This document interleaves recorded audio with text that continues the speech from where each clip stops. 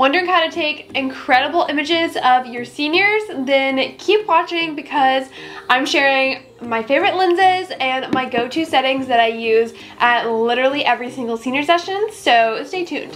Hi friends, welcome back to my channel. If you're new here, my name is Kelsey and I am a senior photographer based in Richmond, Virginia, and this channel is just my fun little space that I like to share some helpful tips and tricks for your senior photography business and just share some fun life things with you too. Real quickly before we dive into today's video, I just wanted to share with you real quick about my Posing for Gen Z guide, and it is my go-to prompts for trending posing that I use at literally every single senior session, and my seniors absolutely love them, and I've gotten so much good feedback from lots of other photographers who have jumped in and grabbed it already, and it is linked right down in the description box. It's 100% free. You just gotta drop your email and it's sent straight to you. So just wanted to tell you about that real quick because it's super fun and exciting. So let's dive in. I have honestly avoided making this video for quite some time because I don't want people to think that the settings that I use are like a one quick fix to getting a perfect image, because it's not.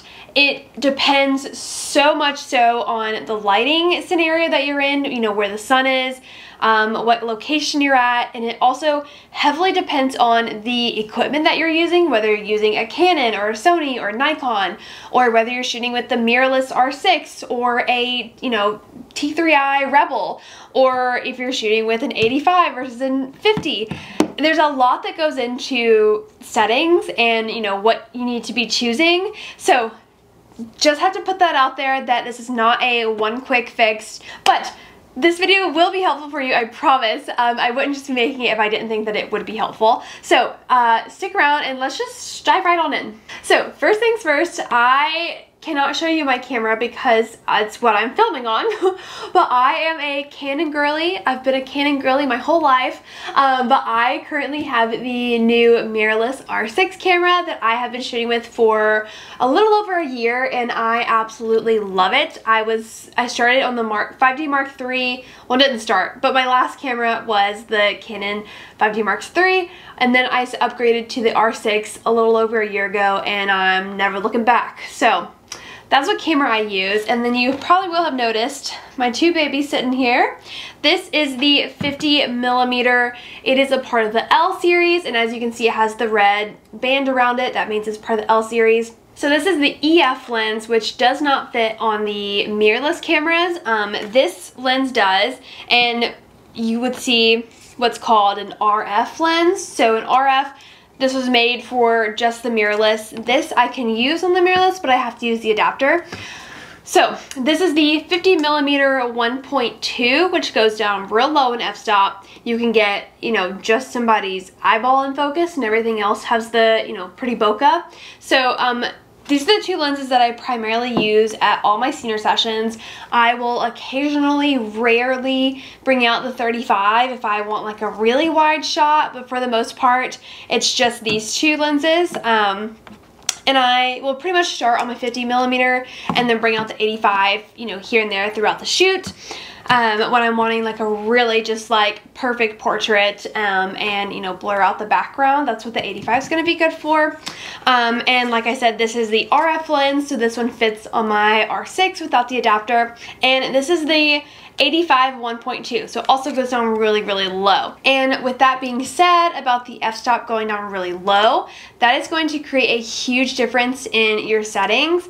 If you have the 50mm that's like that only goes down to like a 4.0, your settings are going to look a lot different than what mine are going to look like, you know, being able to go down to 1.2. So keep that in mind. So now that I've shared about my equipment that I use, let's talk about some settings. So there's a few things that I set and like set it and forget it. So there's really only like 4 settings that I actually will touch and change in my camera during a session. And that is my f-stop or aperture, my shutter speed, my ISO, and my white balance. Everything else is pretty much set and I don't even touch it. I always shoot in manual, which is why I'm able to adjust all those different things, and that's definitely how I would recommend you to be shooting in when you're at a session. Always have it in manual and adjusting your shutter speed, f-stop, or aperture, same thing, ISO, and then your white balance. I'm not gonna dive deep into what those things are specifically because I feel like I can make a whole video for each one of those things. If you have a question about what one of those things are, let me know, and because I would love to make some more, you know, like in-depth videos of how the camera works and settings, and just diving a little bit deeper into the like very beginner stuff, but we're skipping over that for the sake of time for today's video. So the first thing that I set on my camera when I'm at a session, and it honestly pretty much never changes because it's always set to this one f-stop number, and I will shoot on 1.8 for a portrait session. I literally don't touch this at all during the session. It stays at 1.8 the entire time unless I'm photographing like my senior with her mom or dad or like a best friend or boyfriend. When somebody else comes into the picture, then I'll bump it up a little bit, but I am always shooting at 1.8. That is what I set at the beginning of the session and do not touch the rest of the time. And you might be asking, Kelsey, that is really low. How do you get them in focus? Well, it takes a lot of practice, honestly, but when you are adjusting your focus on your camera for taking their portrait, just be sure that the focus is always on their eyes. If you have it set anywhere else on a 1.8, it's likely that their face might not be in focus and that maybe like their shoulder is in focus or something. So just be really conscious of, you know, what the surroundings are and what is closest to the camera and what your focus is set on. So just be sure that it's set on their eyes. I like to set it at 1.8 so that the background is nice and dreamy and blurred out, aka bokeh. I just think this looks really beautiful for portraits, especially senior portraits. Looks beautiful, you know, when it's printed out and framed, and I just think it looks really beautiful. So that's why I use 1.8. I don't think I like ever go down to 1.2 unless it's maybe been on accident, but 1.8 is what I use. Yeah. So the second thing that I am adjusting on my camera is my ISO, and your ISO is also helping with the exposure of the image.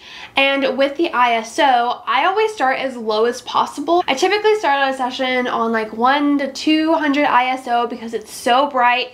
It's, you know, beginning of golden hour. So I always try to keep it as low as I can, but throughout the shoot, obviously as the sun is setting, it's getting a little bit darker. Maybe you're shooting, you know, right after the sun sets during blue hour. You'll definitely want to crank up that ISO so that you're not having to bring your shutter speed down too far. The one thing that I am adjusting the most during the session is my shutter speed.